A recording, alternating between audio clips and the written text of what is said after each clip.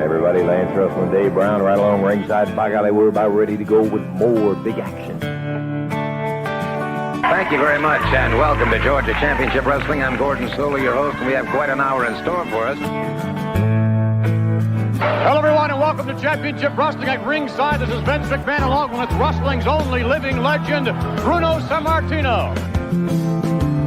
Welcome to this week's edition of Mid-South Wrestling Television. I'm your host, Boyd Pierce, another outstanding card. Hey guys, welcome back to Regional Rasslin Presents, where the past steps into the present. And if you're listening to us over on the Regional Rasslin Podcast, where we talk the territories, and now part of Georgia Rasslin on my mind, we branched off from Regional Rasslin. I'm Ray Russell. If you're here on the video scope, you can already see who's here with me. But it's time for more Georgia 1982. And for those of you late bloomers out there on the podcast side listening, that's okay, free of charge, but several weeks later. Now, if you're over here on the VIP, you guys saw this weeks ago. You heard this weeks ago. But let's welcome back once again the one and only Mr. Jammie Jam Ward. Welcome back, Jamie. Oh, that's right. It's not the It's not not that one. I get confused. It's the You and I are VIP together tier, though. so much, man. Oh, it's great to be back. And as I love to say, I've been chomping at the bit to jump back into some 1982 Georgia Championship Wrestling.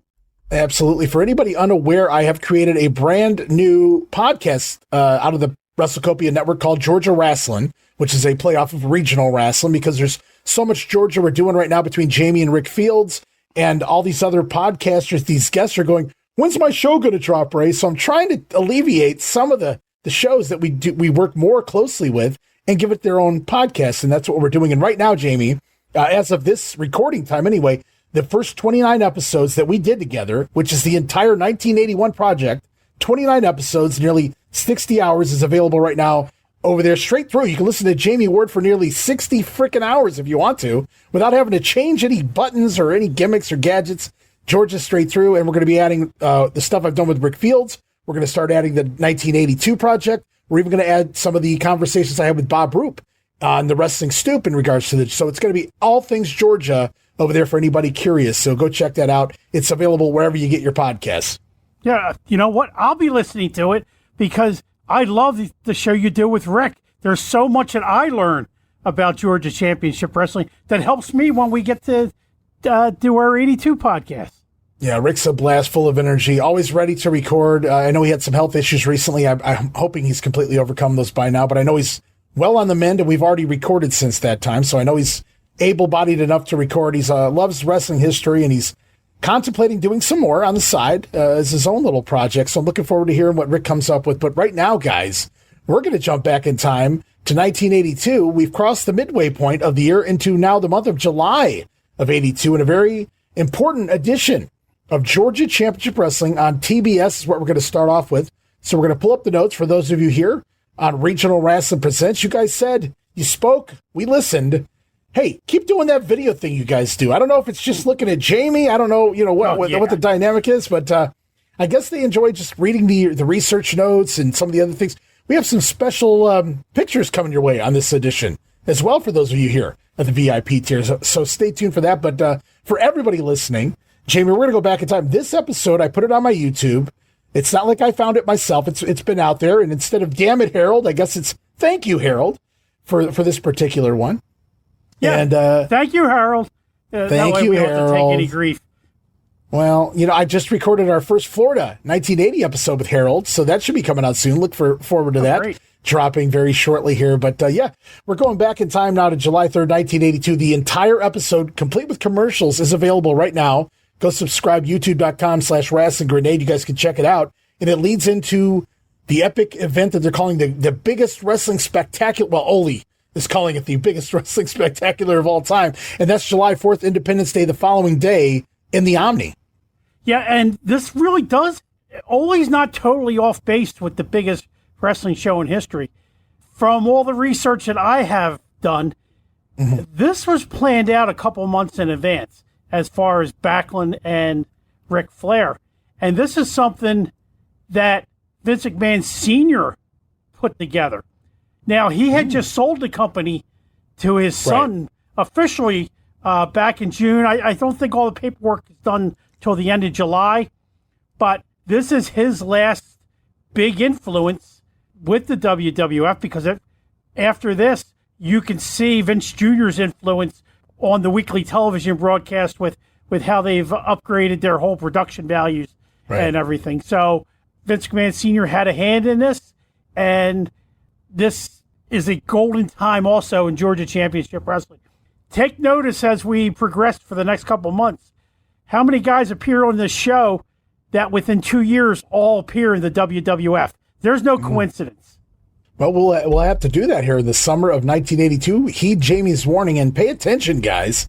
Some of the talent we're going to see here, and I'm sure we're going to cross paths with some of them right here this week, is right out of the gate. We open up the show, Gordon Solie, joined by the American Dream, Dusty Rhodes, baby. What a way to kick off the program. Mr. Americana himself in street clothes. Big Dust, before he can speak, Gordon Solie alerting us that not only will the WWF champion, as you mentioned, Jimmy, Bob Backlund will be here on TBS television today, but he will have the opportunity to address the NWA World Heavyweight Champion, Ric Flair, face-to-face right here in the studio for the first and honestly probably the last time ever. Yeah, I don't ever recall seeing the two of them on the screen before. I was lucky enough to have WOR when they did Race and Backlund in September of 1980, and I never thought I would see that. Now, Florida Championship Wrestling, they had already gotten to see it because they had that match in the Orange Bowl in Miami in 78, and Superstar Billy Graham was there in 77. So, yes, truly historic seeing the two of these guys on the screen at the same time. Yeah, it's a really a surreal moment, and we'll get to that later because they're going to come out here a couple of times and address one another. But right now, it's Big Dusty Rhodes, Mac and Dream out here, who has been missing in action on TBS for the past 5 long weeks. 5 weeks without Dusty Rhodes on Georgia TV. How did we ever live through that? Is the dream. He's heard people saying Dusty just ain't got it no more. The drive is gone. He done had too much, too quick, and now he done lost that eye of the tiger. And that's going to become a common theme throughout this episode, the eye of the tiger. We'll talk a little bit more about the eye of the tiger later on, but Dusty informing us that he got himself a new nutritionist. I didn't even know he knew that word. And I got myself a new, what they call it, a fitness man. He got himself a fitness man named Kevin Sullivan. I wrote, that's kind of foreshadowing things to come. And, but Dusty claiming he done dropped from 285 to 245. I must have missed that here because, I don't know. Looks every bit of 285 to me. And then some, maybe. But he says he's going to win all the titles now, Jamie. Yeah, well, he's the dream. He could dream big. He's dreaming. He's the American dream. Every man should aspire to be the American dream and live the American dream like Dusty does. Now, I'm just wondering why he picked Kevin Sullivan, but I guess they were tighter than we knew. Right? I guess so. You also mentioned we haven't seen Dusty in 5 weeks. Technically, that's true because he hasn't been in the studio, but we finally did get to see last time around from the Omni him getting attacked by Muraco in a VTR. Right. So we are not totally dreamless, but live in color we are. In public, if you will. Exactly. The fans in the TBS studios are excited to see the dream here. He said he's heard people talking, though. They left the dream for dead. But he's got news for everybody out there. He not dead. The American dream lives on. Yes, it does. Dusty Rhodes calling out everyone from Ric Flair to Bobby Backlund to Roddy Piper. Even called out Gordon Solie. If you want some, Gordon, come get some. And, that was a fun promo to kick off the show, if you will. Yeah, there's nobody bigger than Dusty Rhodes in his mind, or really the public. Dusty is the most well-known He's right up there, certainly, TBS. Yeah, absolutely. So Dusty Rhodes cutting a hell of a promo right now. We talked about, there was a lull in those Dusty promos there for a while. He wasn't really feeling it like we were accustomed to seeing, but in several recent promos, specifically, Dusty has really come alive again. Oh, yeah, Dusty's back. He wants to rule TBS. And that's his point here. You thought he was dead. You left him for dead. And he said, he ain't dead no more, baby. Back up on his feet is the American dream, and he's got that eye of the tiger once again. Does that tie into Rocky III? It does indeed. I believe because that comes out in 82. Yeah, the song as well comes out in 82. So we're tying that all together, and that's why we're going to hear that reference throughout the entire episode. Now, I didn't go look up the date that it dropped in theaters, but you have to imagine it was fairly recently based on the way these guys are selling it here throughout this entire program. The Eye of the Tiger, baby. So we open up the show with a Dusty Rhodes promo. We learned that we're going to hear from Backlund and Ric Flair later in the program. So 2 world champions here this week. I'm staying tuned. I ain't going anywhere. But out next comes another interview by a gentleman by the name of Sonny King. And we talked about him on the initial Florida 80 episode as well. But Sonny King recently took his animals, as he refers to them, referring to the Samoans, to Yankee country, apparently up north. And Sika, Jammie, you can confirm that this Wild Samoans had made their run in New York by this point, their first run, I should say. Yeah. And now they're here on TBS. So Sonny King basically alluding that he's managed the Samoans all along. Now, we never saw Sonny on WWF TV, although he is a former tag team champion up there. But it's kind of interesting to see Sonny just kind of pop up out of nowhere here as a new manager in the territory. Yeah, it's really weird because last I had heard, back at this time, just from the magazines, Sonny was in Memphis, I believe, and in the Kaiser magazines, they talked about him getting stabbed and punctured a lung and clipped part of his heart. And they never thought he would step back in the ring or even really get in front of the camera again. So, God bless Sonny King to be able to overcome all that. And looking good out here in a dapper suit, sucking on that lollipop. The lollipop, yeah, he fucking little coat. Yeah, the Kojak throwbacks, the shaved head, and man, Sonny King looking the part out here. Fitting the bill, man. He's dressed up and ready for the night out, but right now he's here to watch his Wild Samoans in the ring, Afa and Sika. Now, Ernie Ladd might have something to say about that because don't nobody represent them Samoans but me, as we learned in the Mid-South territory here, even in 82, no less. But apparently, for the time being, it's Sonny King gets the torch passed to him, and the Samoans taking on Mike Jackson and Randy Barber. Scrappy McGowan, the referee for the first hour. Jackson doing the old stick and move early on, but his drop kicks don't even phase Afa. The Samoan's going to take control with lots of headbutts and a random other assortment of chops and things. Jackson finally able to tag out to Randy Barber, who trips getting into the ring. So it starts off that way for poor Randy, and it ends that way too, because eventually it's a double headbutt and an Afa Samoan drop. Gets the win with a foot on the chest, little Bad News Brown action there, foot on the chest, giving Afa the win, 3 minutes and 31 seconds. The same old Samoan act I've been watching since October of 1980 or 1979 when they first came into WWF, when I guess Sonny King allowed Captain Lou Albano to manage them to 2 WWF tag team title reigns. Sonny King's just renting these guys out to everybody from Captain Lou to Skandor Akbar. Ernie Ladd had a part in that, but now it's Sonny King, the real manager of those wild, wacky Samoans out there. And you talk about guys who never change. Does that mean that you got sick of Michael Hayes at some point? Because he never really changed. Hell no. You know that, right? Come on now. All right, well, we're going to continue on out of the match with the Samoans going over. Sonny King fitting the bill there as a manager, looking like a manager, dressed to impress. We also hear from Mr. Wrestling 2 and the Wildfire Tommy Rich. Wrestling 2 dressed up here in his butterfly collar. Selling hard his big matchup at the Omni tomorrow. They're going to bring it back again. You want to talk about the more things change, the more they stay the same. How about Wrestling 2 versus the Masked Superstar? And that, spoiler for everyone, it's not going anywhere. The feud's going somewhere, but it's going to continue. When you have nothing else for either guy to do, put them together and they make magic. That they fooled me, Jammie. When they put them together for the first Omni show, I thought, okay, neither guy had something to do. We got that Insta feud from years ago, so just throw them back in there. Nobody will say anything. But no, it's turned into a full-fledged feud all over again. And with the heat they've had for the last several years, especially in the Georgia market, it makes sense. These guys never really stop feuding. Tommy Rich out here in a ring jacket that I can only describe looks like a shell of a June bug. And if you've ever seen a June bug, I guess that's metallic green, I believe that is what I would call that jacket. Yeah, that's where we are. And Rich out here to reference his tag team match. Now he's scheduled to team with Ivan Putski versus Ole Anderson and Stan Hansen. Polish Power, one of my personal favorites, because my melody of love. That was always the highlight of the TV shows. You knew that they always put him on purpose for the last match of a TV taping because they would let him sing, and then the next week it would be a brand new TV taping.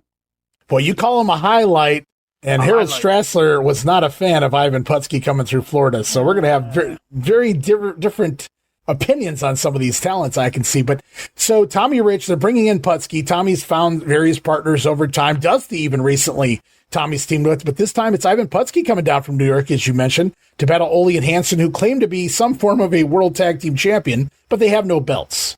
No. Ole's not springing for belts. No physical belts. They're coming. They're coming. But I guess Jim Crockett hasn't decided to let Ole have them back yet. He's not playing ball right now. The fabulous Freebirds, we talked about Michael just a minute ago. The Freebirds arrive and say tomorrow is America's birthday. It's a celebration, bitch, but also a celebration for the Freebirds because they are now, once again, the national tag team champions.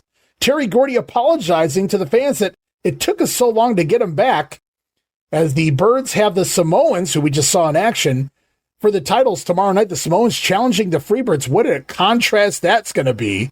Michael Hayes, though, Gordy eating up the interview time here. Michael got what do you get out? Tomorrow, Omni, tomorrow, something like that. That's all Michael got to say here. Well, hey, they're in love again. They're reunited. It feels so good. And so Michael's letting his brother get a few words in. Because look how it ended up last time when Michael dominated. So Michael has learned from his mistakes, and he's a team player. Are you saying that's also why they got rid of Buddy? Maybe Gordy wasn't a fan of Buddy Jack here in the storylines. But Buddy went home and did what Buddy does. I think everybody needs a break from Buddy, so he'll be back. We know that. He's going to be very successful again with the Freebirds on Christmas night. It begins, but we'll talk about that in another territory, in another time. But right now we continue on back to the ring. National heavyweight champion Paul Orndorff battling Carl Styles, making his Georgia debut. Great wrestling here from babyface Orndorff, tying up Styles and all kinds of pretzels and knots on the mat. Now, somewhere during the matchup, though, the former national champion, the guy who Orndorff beat, Buzz Sawyer, arrives, going to watch the matchup closely. Oddly, as I looked at this and I saw Buzz watching, I said, is Buzz scheduled for the Omni show? And he's not scheduled for the Omni show. Buzz is actually going to disappear after today and reappear on July 6th at the loop, the next part of the loop. But for the next couple of days, Buzz Sawyer nowhere to be found, at least in action. So I thought that was kind of peculiar. Well, when you're bringing in guys from another promotion, I mean, it's just not Backlund coming by himself. Superfly Jimmy Snuka's coming in. Mr. Saito is going to be here. You have Ivan Putski and of course the champ Bob Backlund. So a couple guys got to lose their spot on this show, but big picture really doesn't matter for Buzz because he's about to, he's already in it, his Superman push. Yeah, the push begins. Anybody who's seen the recent episodes of Georgia 83 on the WWE Vault can see that Buzz Sawyer has big things coming here in the years ahead. But for right now, he's still scouting the man who beat him for the belt. Paul Orndorff in here throws a nice drop kick. Carl Styles kind of sloppy in the ring at this point in his career, very green. And he doesn't really get up for a slam, doesn't really get up for a suplex, but that's okay because it's Mr. Wonderful, so he's going to make him do it. And the suplex, brother, are going to get to win 5 minutes and 3 seconds. A little showcase match here for your national champion.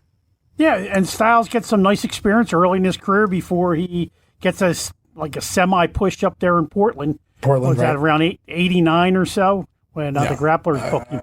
I'm not sure if he has two eyes at this point or not. I'm not sure when that all happens. But I do recall the angles and whatnot there. Carl Styles will get a little bit of a shove. You're right, up there in Portland. But it's fun to see another guy very early in their career stop through TBS. Yeah. Look, we just had, I know he's enhancement, but Randy Barber. Randy Barber is going to be on TBS television forever. Through the early 90s, maybe even 95. He's still I don't doing know about honors. 95. I could have swore I saw him doing those Disney tapings in 95. Well, everybody was doing the Disney thing. I'll give you that. That's fair. He wasn't working the main show on Nitro, but I believe he was still working the Disney tapings. Are you kidding me? Free tickets to Disney? Hell yeah, man. Sign me up. I'll do a job every week, too. Hell. I mean,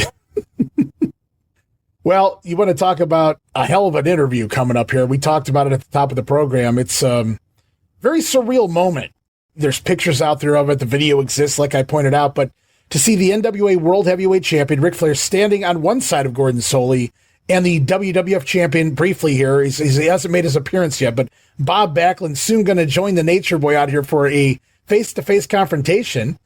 Ric Flair out first, though. Gordon trying to tie both men to Minnesota early on. Of course, we know Rick is from Minnesota naturally, but Bob Backlund, of course, as well, but Rick ties his home down there to the Carolinas, and Rick kind of cutting Gordon off, and he says something along the lines of, it's not about Minnesota, it's not about this, it's not about that, it's about the two greatest wrestlers in the world today. Yeah, and Flair, for this whole interview, he's not his typical recent Georgia Ric Flair. This is more of the Ric Flair going back into earlier in 81 when he was challenging Harley Race. You could tell he's a heel, but he's very respectful to Gordon. He's mostly respectful to Bob Backlund. And this is my favorite version of Ric Flair, that tweener Ric Flair, instead of being the nasty downright heel or the babyface. I love the tweener Ric Flair, and this interview is an example of that. I think Flair does this whenever he's in a serious situation. And it doesn't get more serious than this, because Ric Flair said, what you have out here is the two guys that do the best of what they do, and that's pro wrestling. And we're going to find out tomorrow night which one is truly the best, as Bob Backlund walks in behind him, stage left even. So Bob actually has to walk past Flair in order to get into his position here. But Backlund comes out, he takes over his turn on the microphone, says that he respects Ric Flair's abilities, and Backlund admits that he too likes to win. I can't believe Bob is admitting that, but Bob thinks that there should be only one world champion in pro wrestling, just like the Super Bowl for football, the World Series for baseball. There should be one champion in pro wrestling. And Ric Flair agrees. And it's when the two best come together to determine one true winner, one true champion. And that's going to happen tomorrow night at the Omni, we hope. It happens one time and one time only. And I love that sell job there. One time and one time only. Let's try to sell that building out. Yeah, absolutely. Now, that's the same interview that Backlund basically used with Harley Race the year before in the MSG buildup. But, for years, including when I first watched this on TBS, I was convinced that this was title versus title. However, that's what it came off to me, yeah. Yeah, but however, I forget if it was Flair's book or Backlund's book, or it might even been one of the other wrestling books that I read about this. Mm-hmm. Backlund thinks it's a title for title, but you never hear Gordon or Ric Flair say it's title for title. It's just who was the best man. So right. There was a little confusion going into this, at least on the TV end. Was it title for title, or was it just who's the best man? You think if Vince Sr. sold Backlund on the bill of goods there? And it's very possible that's what Vince Sr. had told Backlund when they originally did it. It's going to be title for title. But maybe when Vince Jr. took it over, him and Barnett discussed things, and Barnett tells Ole, no, it's not title for title, it's best man wins. So, hey, we'll never know officially. And again, this is the holy grail. I heard it's a horrible match, but it's the holy grail out there of tape trading. It very well may not be a pretty match, the contrast in styles there, these two. I could see that not being the best classic match, if you will, or 5-star Meltzer classic anyway. But Flair going to close out the segment, tells Bob Backlund, if you really search your soul, deep in that soul, Bob knows who the real world champion is, referencing the Nature Boy. And as Flair walks off, Backlund going to reiterate here that he has respect for Flair as a world champion. But all of that aside, even Bob Backlund is coming to Georgia to win. So Bob, the milquetoast baby face, I mean, he was truly the train, say your prayers, eat your vitamins kind of guy without actually preaching. It was Bob Backlund, right? But even he goes, yeah, but you know what? I still have a competitive side, and I like to win. I do get off on winning and being the best, and that's what I'm here to prove. Now, a lot of guys ripped Backlund in this interview, talking about how Ric Flair talked circles around Backlund. I don't believe it. I thought Backlund held his own in this interview, very well, especially by driving that point home. I'm here to win.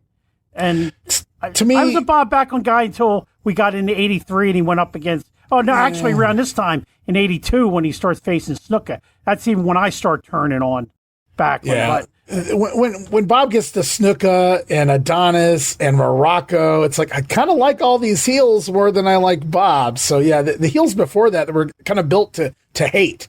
This is that new generation of worker heels, kind of, in wrestling, and you kind of respect them a little differently than some of the guys who are just out there getting their gimmicks over and things of that nature. I can see that, and I can see why somebody might say Flair owned Bob here if you're talking about cutting a wrestling promo, because Bob's one of those guys who doesn't rebut. And we've heard that before. Patera was terrible at it when he came back as a babyface with Bobby Heenan, because they would come out there with bullet points, and they would share those bullet points, and then the heel would say something, and they were prepared with their bullet point. They never moved away. They never addressed what was being said to them, and I think that's kind of the way Bob responded. Whatever Flair said, he said. Bob just said what he had planned to say.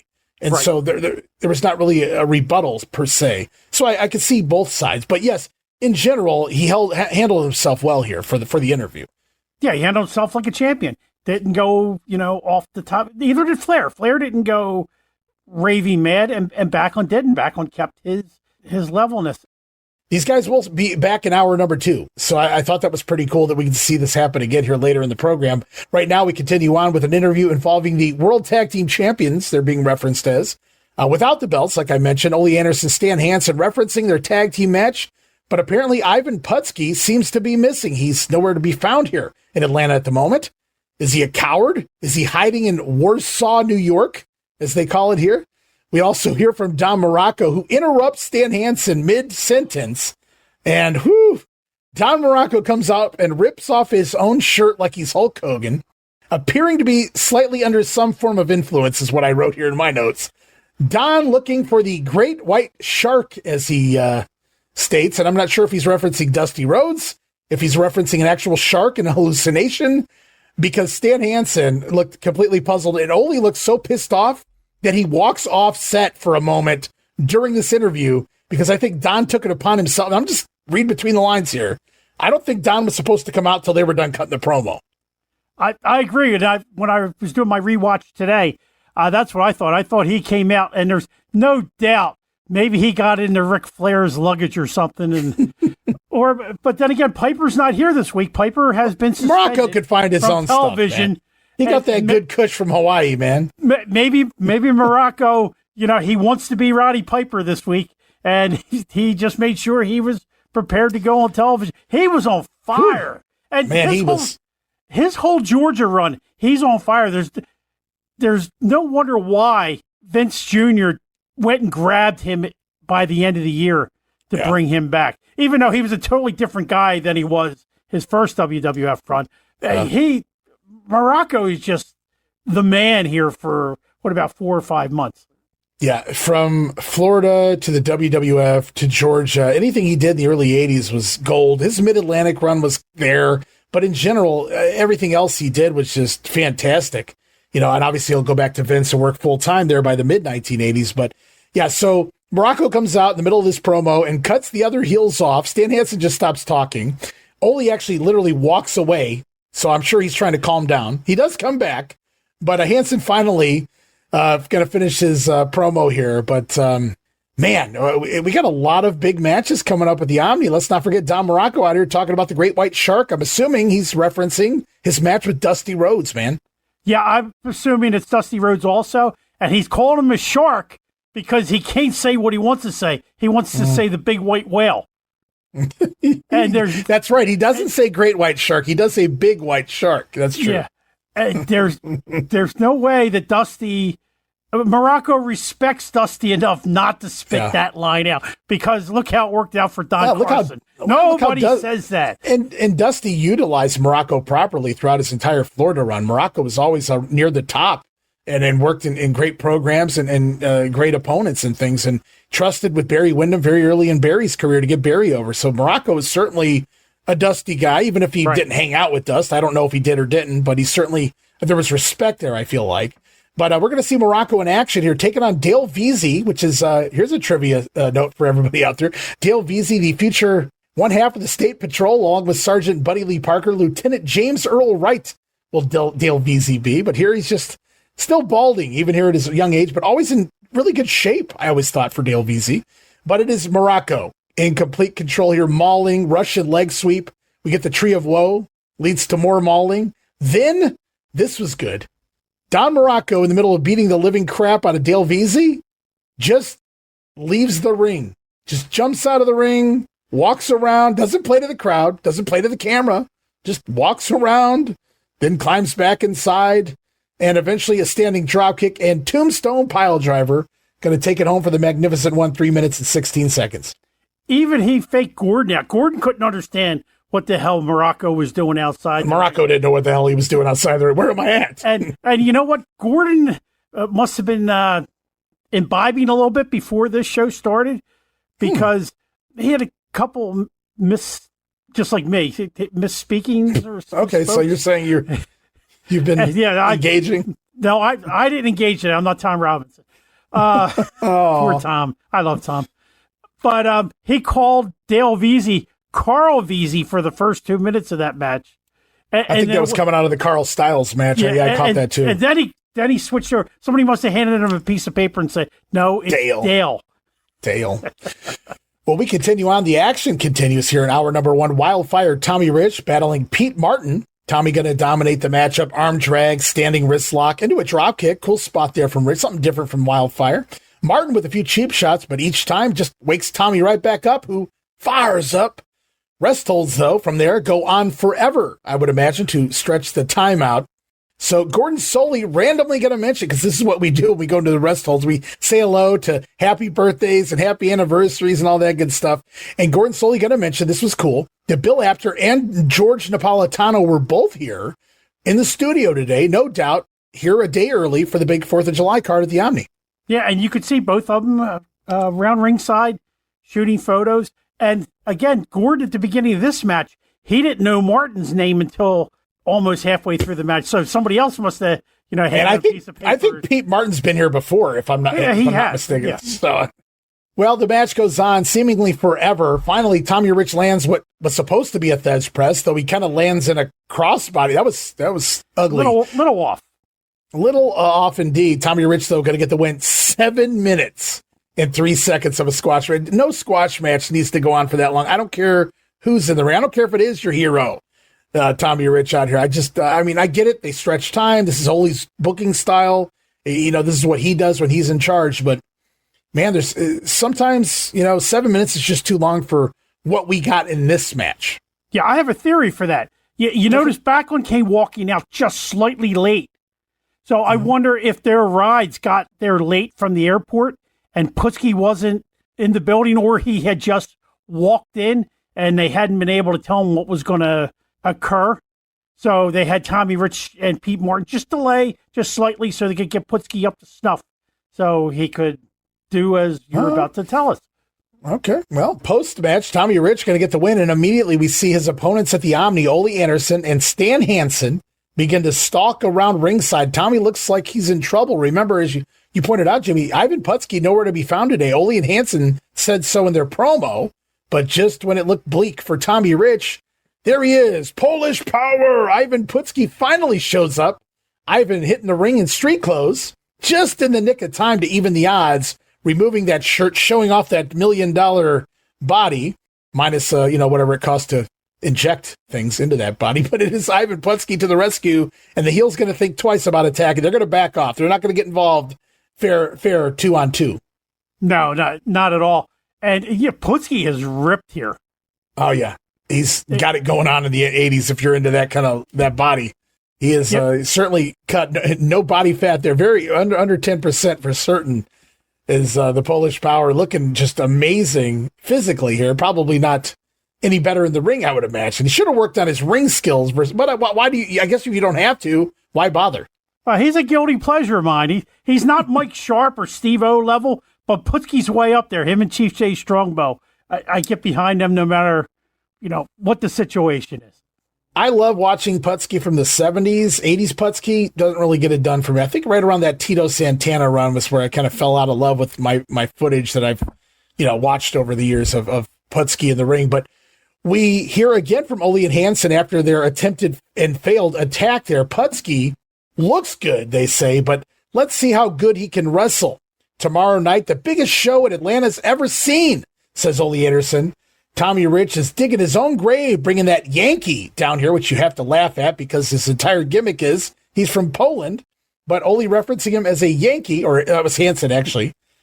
Don't no boy from Warsaw belong in the South, says Stan Hansen here. And we're going to hear Ivan Putski and Tommy Rich quickly reply, and that's pretty much the last segment, I think, we get from Putski, if I'm not mistaken. So they're really building up at hour number 1 here, that big tag team match for the Omni show. Oh, yeah.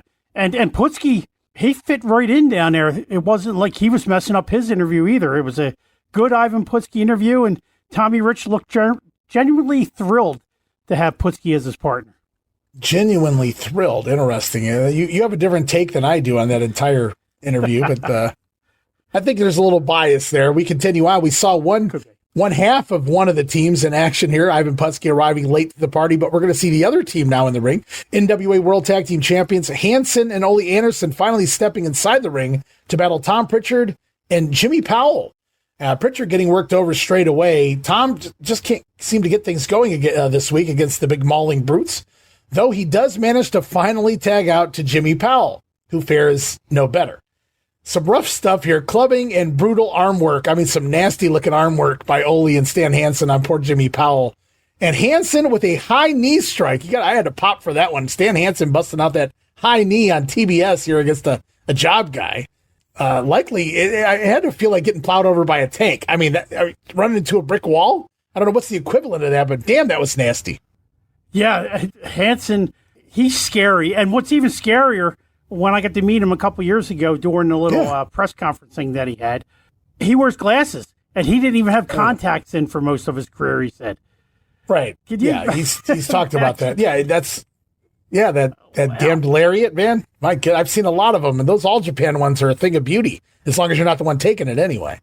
But, I'm sure Stan contributed to a lot of the CTE over in Japan, certainly. But, oh, yeah. Jimmy Powell, though, still able to forearm himself free from an Ole wrist lock and make that hot tag out to Tom Pritchard, who probably didn't want it, but he comes in a house of fire, drop kicks on both the heels, standing drop kick to Ole Anderson, and an Inzagiri, before it was named that, to Ole as well. Now, Stan Hansen got a tag back in, though, but eats a drop kick himself, and the crowd, they're eating it up. Crowd going nuts for Tom Pritchard, beating up the World Tag Team Champions. And here's where experience and teamwork pays off, though. Double teaming by the heels, take Tommy down. Now Powell going to tag back in, but the heels are done playing around. They realized we almost screwed up here. We played around with these guys too long. Tom Pritchard almost had our number. This is done. And it's the Stan Hansen lariat putting down Jimmy Powell once and for all, 4 minutes and 14 seconds. And that description is exactly, how it appeared. They played with him, and then Tom Pritchard gave him a little scare, and you know what? Let's just end this thing. If wrestling was real, that's what you would expect. They got their scare, and no more. Yep. Not going to screw this one. That's exactly right, because we might have got Tom Pritchard and Jim Powell versus Putski and Tommy Rich. Otherwise, who knows what would have happened there for the Omni. But we continue on. We're going to hear from the national champion, Paul Orndorff. Humble, babyface Paul Orndorff. Very hard to accept that after watching his Mid-South run recently on the Regional Rasslin Unreal show we do, Jamie. But Paul welcoming anyone to sign the open contracts he has out there for a title match. He knows there's a lot of back jumpers, though, and snakes around here, and he'll be sleeping with one eye open. He doesn't trust DTA. Don't trust anyone, says Paul Orndorff. When he's confronted by the former champion, Buzz Sawyer going to interrupt, encouraging Paul to take some pictures now with you holding the title because you won't have it for long. So Buzz Sawyer making Orndorff aware that I am not done with you. I'm not done with that title belt. I want that back. So he might not be on the big Omni show, but they're still out here pushing him on television that he is like the next contender for Paul Orndorff. And, most of the people who are probably listening to this or watching along, they're used to Mr. Wonderful and that whole outgoing gimmick that he had in the WWF or when he was like Psycho in Mid-South. So this is kind of totally different version of Paul Orndorff than most of us had ever seen, because when he was in Mid-Atlantic and Memphis and Alabama, there's not much tape of any of that. Yeah. So most people haven't seen it. So it's wrestling we got going here. Right. It's wrestling. But this nice, humble, smooth talking, I guess. Paul Orndorff is babyface promo. And I thought he comes off as we get further down the line and he starts coming out in his suits. I thought he was NWA World Champion material. The way the aura and the way he presented himself. Yeah. Well, Paul, he could be his own worst enemy sometimes with these bookers and promoters and things, and I think that played a part in it. But no, he can certainly play both sides. Now, he's a much better heel than he is a babyface, but he plays the babyface part just fine. And he could have easily been the He-Man, the Hulk Hogan, if you know, in many respects of a territory or even a bigger promotion, just with the physique and whatnot alone. But, you know, understanding and knowing what Paul was capable of doing. And we've seen him do some things here that I had never seen him do before in my life. You know, like taking that backdrop, trying to stick the landing on his feet, things like that. So Paul could go, man. That's for sure. And he can talk as well. So he's got Superfly Jimmy Snuka at the Omni. They're not really pushing that very hard here on the show, which is odd because Snuka was here last year. So people should be familiar with him. Also, Paul, and he'll reference it here, I believe, in the second hour, that Jimmy was his partner in the Mid-Atlantic territory when they were World Tag Team Champions several years back. Yes, they do make mention of that. And even Orndorff acknowledges, you know, all you people, or maybe it was Gordon, said you all know Jimmy Snuka. Again, it's another WWF guy. Everybody basically watching TBS probably watches WOR, or at least half of them watch WOR, so they know Jimmy Snuka has been up there. So they're not surprised to see Snuka back. And you might, if you're going to bring Snuka here, if you're Vince Jr., you're going to put Snuka in the ring with somebody that Snuka is comfortable with. You're not going to throw him in the ring with somebody that he doesn't feel comfortable with because you don't want him to get accidentally injured. Him and Orndorff can probably work a match blindfolded with all the matches they had in Mid-Atlantic after the breakup. Now, Jimmy's not here for the studio program, unfortunately, but I just feel like outside of Orndorff referencing Jimmy, there's no real hard sell. Like, this is going to be a tremendous match, a tremendous battle, a hell of a title match. We can see a title change. It's just kind of like this is another match on the card. I mean, it's a stacked card, don't get me wrong, but there's nothing extra special about the way they're promoting it, which is, I think, is dropping the ball, honestly, to be quite frank, because Jimmy Snuka's a hell of a talent. But we'll see what happens when we get to the Omni. Right now, we're going to go back to the ring here in TBS, and that's Mr. Wrestling 2 taking on Golden Boy Chick Donovan with TV time remaining here in hour number 1. Wrestling 2 going to ride Chick down to the mat early on, frustrating the Golden Boy. Donovan, though, going to retaliate with forearm shots, but Chick quickly learning that Grumpy Grandpa number 2, he can also throw down. Wrestling 2 throwing some fisticuffs right back at him. Quickly returning to control is the Masked Man as we begin to see a countdown clock. I think this is the first time I've ever seen a countdown clock. With TV time remaining for hour number 1. I wrote, that's new. Am I the only one that just now saw this for the first time? I mean, is this new? I've never seen it before. It was something new for me, too. All right, so we actually see a countdown clock appear in the corner of the screen to let us know how much time's left in hour number 1. Gordon audibly counting down the clock in the studio. And you know, Mr. Wrestling 2 can hear Gordon. So imagine this, with just 10 seconds left, mid-motion, they're in the middle of a spot. Wrestling 2 takes the time to land his patented knee lift. Nope, doesn't have time for that. So he pivots and lands kind of an Arn Anderson-style spine buster. And I don't think he even intended to do that, but that's what it was. And Wrestling 2 getting the win, 6 minutes and 5 seconds. Yeah, that was really impressive from 2. I'd never seen him pull something like that out before. It was just with the TV time remaining. They had about 10 seconds to go. He heard Gordon counting down, and he had to go into something. And that was the first thing that natural, I guess. He just grabbed his opponent, Chick Donovan, and that's where they landed. Very impressive. Relive the glory days of Memphis wrestling with the Retro Wrestling Review USWA podcast. Each week, we go back in time to review USWA Championship Wrestling from the 1990s, episode by episode. Join us for watch-alongs, behind-the-scenes stories, and exclusive interviews with people who were there and lived it. Whether you grew up watching it or you're discovering it for the first time, this podcast is your ringside seat to Memphis wrestling history. It's all a part of the WrestleCopia Podcast Network. Listen now at USWApodcast.com. Hey guys, Ray Russell here. Lots of new stuff happening here at WrestleCopia, and I want to update you on everything going on with the brand right now. First and simple, if you haven't checked out our website at WrestleCopia.com, it's a great way to keep up with the latest episodes of all of your favorite Copia programming, from the Wrestling Memory Grenade to Regional Rasslin with the Territory Talk, the Wrestling Stoop with the legendary Bob Roop, Professor Dan Ginnity and the Pro Wrestling Academy, and all the other great podcasts from Gene Jackson, Bob Smith, Dave Dynasty, and the boys from the Other Ship. And of course, all of those programs also available at your favorite podcast streaming platforms. And if you want to stay up to date with everything going on in the Copia world, all the latest news, random thoughts, fun videos, pictures, and more, make sure to join the more than 33,000 followers over at facebook.com/WrestlingGrenade. Don't be left out. Please also follow us at the former Twitter, now X, at WrestlingGrenade, and subscribe to youtube.com/WrestlingGrenade. Would also greatly appreciate you leaving us a 5-star review at your favorite podcast apps, guys, because every positive review makes our podcasts more visible in the algorithms, if you will, which allows us to continue to grow. Now, for those who have been asking about merchandise, WrestleCopia merch, you can find plenty of designs for our t-shirts, hats, magnets, stickers, coffee mugs, and more over at the TeePublic store.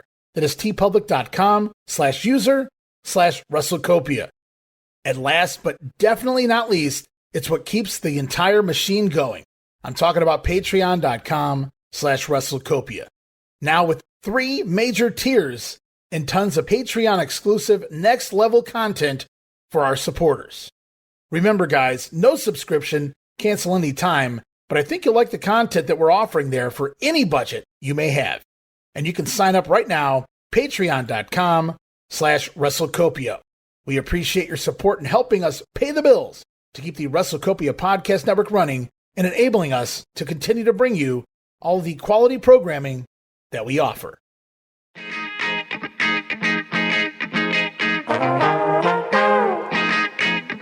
Hey, it's Bob Smith, and guess what? The Outdated Wrestling Hour is now part of the WrestleCopia Podcast Network. But hey, no fear, you're still going to hear the unique guests, comedy, music, authors, journalists, funny people. Who knows who's going to end up on the Outdated Wrestling Hour? Remember, it's all new and all old. So check it out in the WrestleCopia Podcast Network and wherever you get your podcasts. Listen if you know what's good for you.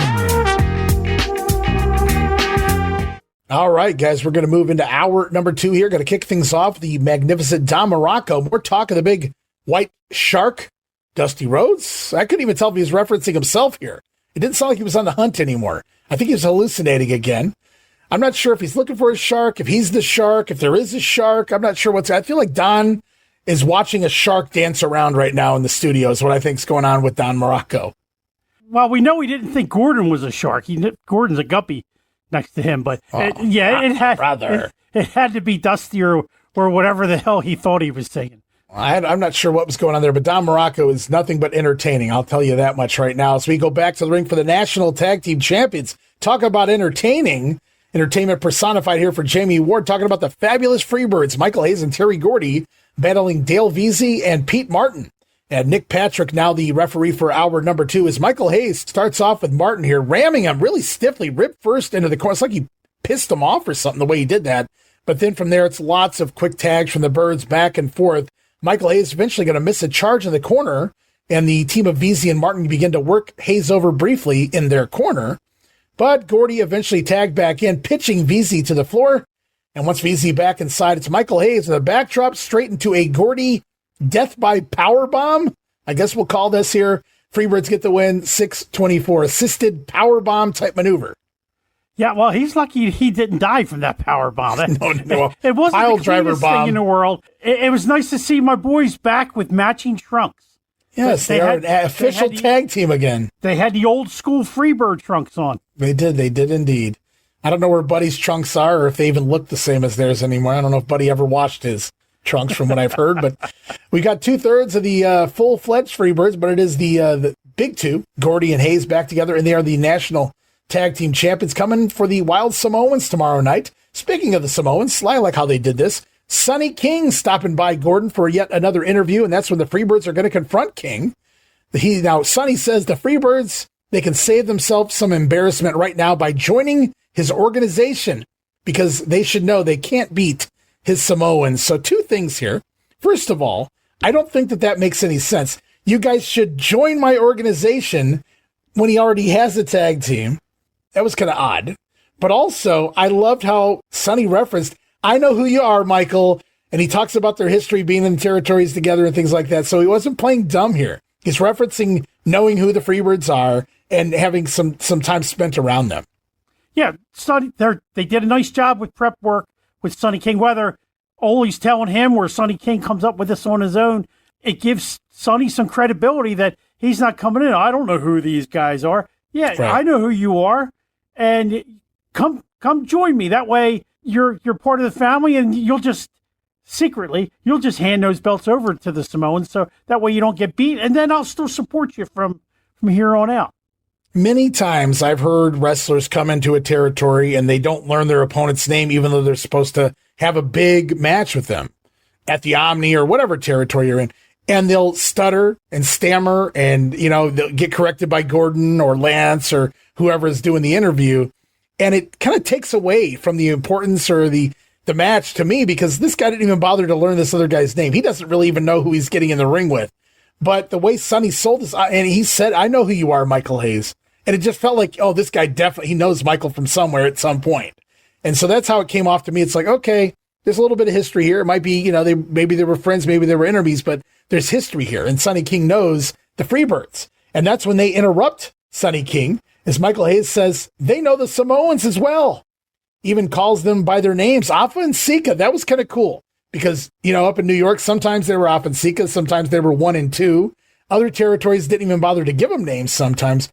But Michael Hayes, coming from the Gulf Coast, coming from areas where the Samoans had gotten over, Michael Hayes basically referencing them, showing his respect for the Samoans. So it's going to be a fun match, even if it's a hell of a contrast here. Samoans and Freebirds. Yeah, if this was occurring today, it would be a smart fan dream match, having two of the top teams in the world, right? Meeting come up. Together. Yeah, come together. And back to Sonny King for a moment. You're also putting over the fact that he probably watches TBS on Saturday night because it's the biggest show in the world. Everybody watches TBS because the Georgia Championship Wrestling is that important. This was not an era where tag teams jumped from territory to territory together. Usually they were makeshift teams come together, unless they were brothers, Afa and Sika, something like that. But the Freebirds, obviously one of those teams, the Samoans, one of those teams.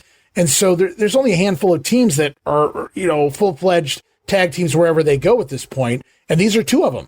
And it's very rare to see them, out here together like this. And we're going to see that happen at the Omni tomorrow night. But right now we're going to see the Samoans in here again in the ring for hour number 2. Sonny King, once again, accompanying them ringside when he's not bothering Gordon. And they're going to battle Rick Thor and Tony Giancaro is the name, I believe, here, as the Samoans attack and toss the opponents to the floor. Sonny King going to again join Gordon Solie for commentary off and on throughout the matchup. Meanwhile, Rick Thor back in the ring finally fights his way back inside, but probably wishes he hadn't. Total beatdown by the Samoans here. Double headbutt, and finally, Thor able to tag out. Tony Giancaro comes in, but it's almost immediately the middle rope headbutt from Afa, and that's going to give the Samoans the win. A little bit of versatility. See, Jamie? You don't like to see the Samoans only do one move. Well, we get two here. We get the Samoan drop, and now we get a diving headbutt. Afa gets the win both times, this time 4-23. I feel like I just watched Roman Reigns against Seth Rollins. But wow. Sonny King, I wasn't expecting much out of him even back at this time. He's presenting himself very well. I mean, he's a lot better than when Mephisto was here. Yeah, I would, if I had to, and now I understand Mephisto understood the business better. He was a booker. He, according, everything you read about him in his heyday, in his prime, he was a hell of a worker.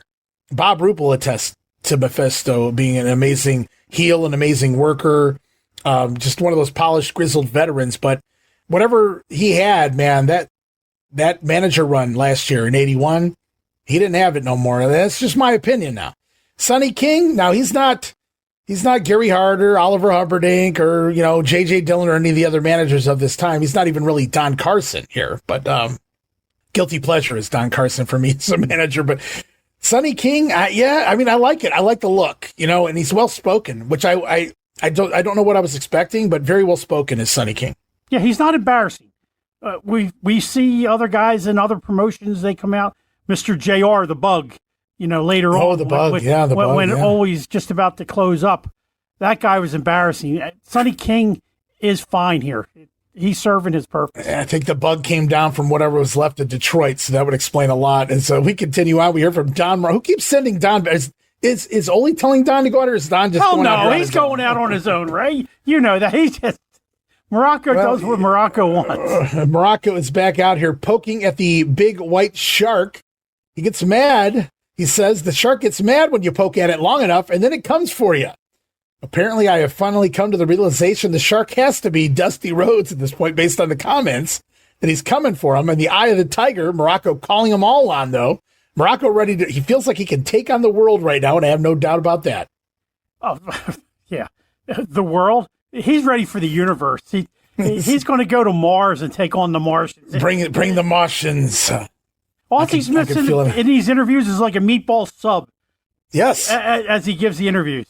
Man, you're making me hungry, Jamie. I'm going to have to go grab me a sub from somewhere. I'm sorry, meatball sandwich. I despise the word sub. It's hoagie or a sandwich. It's not a hero. It's not a sub. It's a hoagie. But that's another story another time. Go ahead. That's a preference from your neck of the woods, though. I'm just saying. And so we continue on. We're going to run down the events coming to the north. West Virginia, Ohio, Michigan. We'll be back there very soon. We'll run down some of those results. But right now, I think the big white shark has heard enough. Dusty Rhodes returns. Talking about his lady back at home. She's upset with Big Dust. He offered her, baby, what you want me to do? You want me to buy you a Cadillac? I'll buy you a Cadillac. Gonna buy her a house, all kinds of shit, whatever she wants to cheer her up. But all his lady wanted was to not see Dusty coming home no more, all beat up each and every night. So Dusty says, I got up and I got that eye of the tiger back. He ain't getting beat up no more, baby. He's going to do the beating himself, if you will. So Dusty Rhodes says even his lady has been so Dusty really feeling it lately. The fans are giving it to him. His woman's giving it to him. But he's making a promise, a vow right now. And we're all in trouble because what Dusty says usually happens. And right now, Dusty says he's coming for the world himself. So it doesn't even really reference Don Muraco here. More so just getting himself over.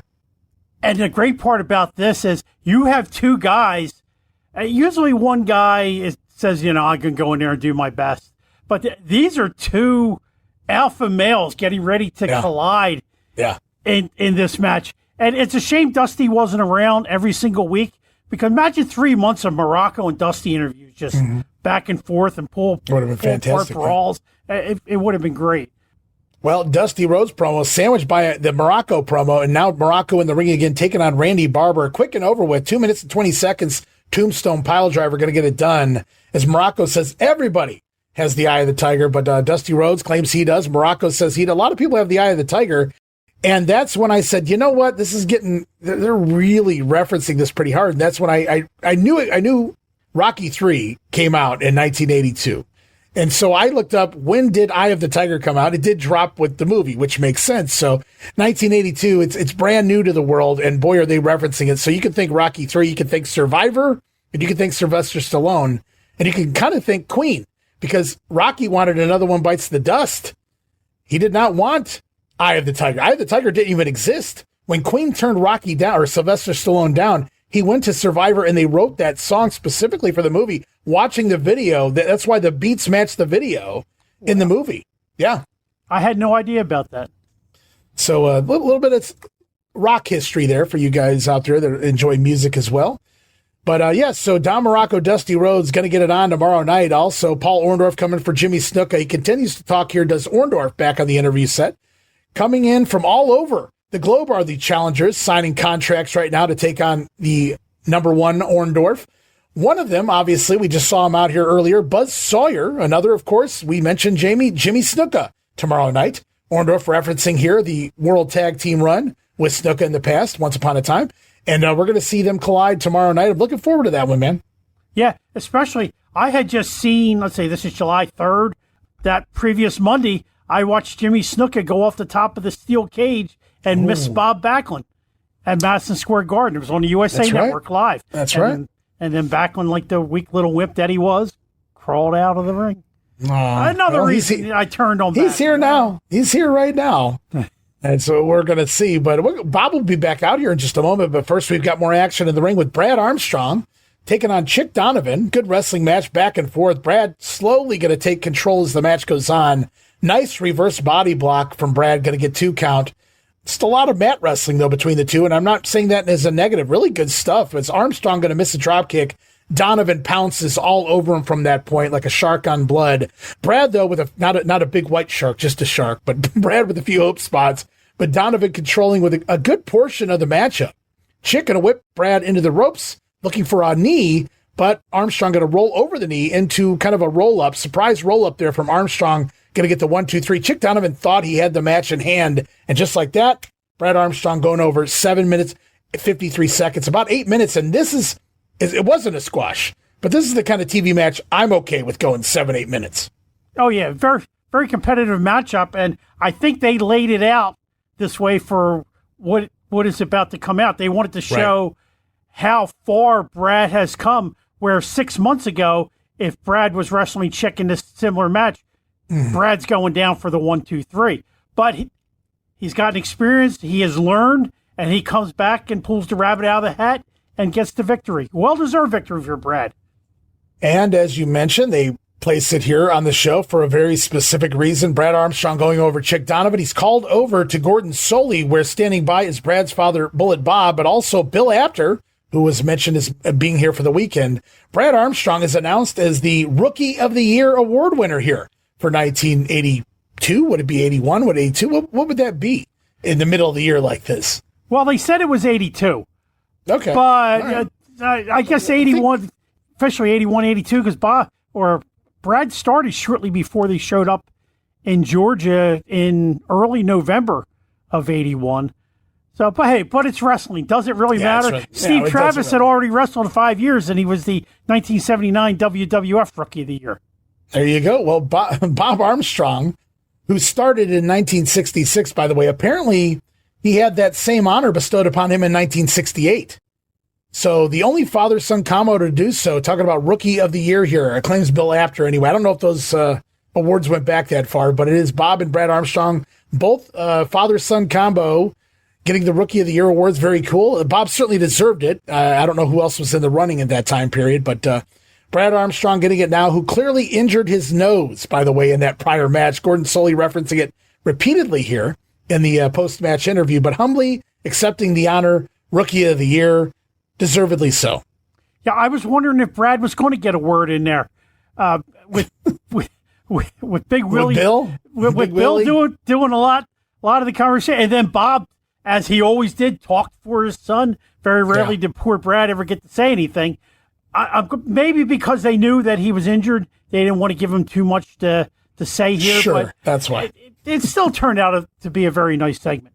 No, yeah, but Brad gets one line at the end, humbly accepting the honor of Rookie of the Year, which is a hell of an honor. And like I've said it a million times, Brad's one of my top 5 to go to just to watch a great wrestling match. You can go to Brad, anything Brad did in his heyday. But a couple other guys that a lot of people have on the top of their lists, depending on where they grew up and their age, is Ric Flair and Bob Backlund as top wrestlers in their lifetimes. And I'll attest to that. I know John McAdam's a big proponent of Bob Backlund, and Jamie, you were a fan up till a certain point as well. And Ric Flair, of course, I mean, a lot of people praise the Nature Boy and his runs, but we're back out here for segment number 2 with these two. Ric Flair and Bob Backlund back out, joining Gordon Solie. Flair mentioning that he's beat them all since being the champion. Dusty Rhodes, the Funks, the Briscoes, Tommy Rich, the list goes on. Gordon pointing out, though, there is one man that Flair has not beaten, and he's standing right here beside them, Bob Backlund. We then go to highlights of both men in action. We see Ric Flair here on TBS battling Mike Jackson, scoring the victory with a suplex and a figure 4 leg lock. As Ric Flair says, when I put that on, they all give up. And boy, do we go back in time for Bob, though. This is the earliest footage they could find. Bob Backlund, Madison Square Garden, winning the world title from Superstar Graham with his foot under the rope and all. Bob doing commentary over it, putting the matchup over. So contrast here, we got Ric Flair in TBS studios beating a job guy. Sorry, Mike Jackson, but a preliminary. And then we got Bob Backlund winning the world title in frickin' Madison Square Garden. What an odd choice of combination to play here for these two guys. I did not understand that at all, especially because it shows Backlund's questionable win. Yeah, of the title of Bill. They don't make mention of Billy Graham's foot on the rope, but no. I don't understand if Vince Jr. had final authority over what match they were going to show, or if this was the only match they had in the TBS archives, which I find it hard to believe because Backlund was just there in December of '79, 2.5 years ago, and he wrestled Gerald Finley on television. Yeah, to a win. I mean, every tape trader has that. I can't believe that Well, they Ole really didn't did have this- it, though, right? Ole didn't save his tapes. Remember that. So I'm surprised they have Flair and Mike Jackson. Luckily, it wasn't that long ago, I suppose. That's the only true. reason we even have that laid around. Got to keep one match of the world champion just in case you need to air it. But at least one of them should have come down with the VCR tape in their hand with a better match than that. I mean, you could have even had him against Johnny Rodz from a television match where all the kids that would have been the one where all the kids come running in, after the match. However, that might have happened afterwards. But regardless, you could have had, even if you would have showed maybe a match from Florida, I'm sure Eddie Graham saved all that stuff from Once Upon a Time. Just dig up one match of Backlund, but to show that one is kind of embarrassing.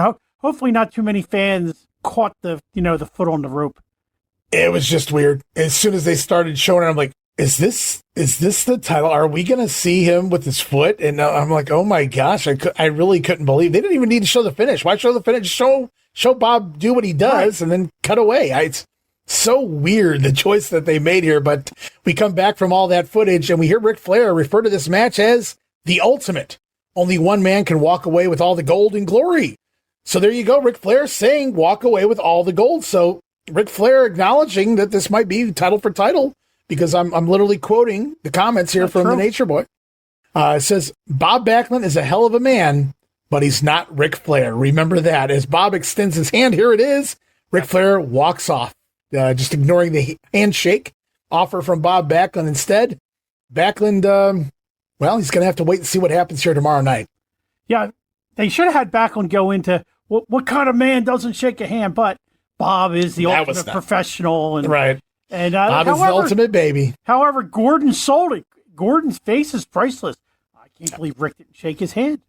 How dare he, brother? I can't believe it. Here's a guy who hasn't been on the show at all. You would talk about coming late to the party. The Masked Superstar finally popping up on the TV. Now, he's got Wrestling 2 tomorrow night in the Omni, and he says it won't be a wrestling match.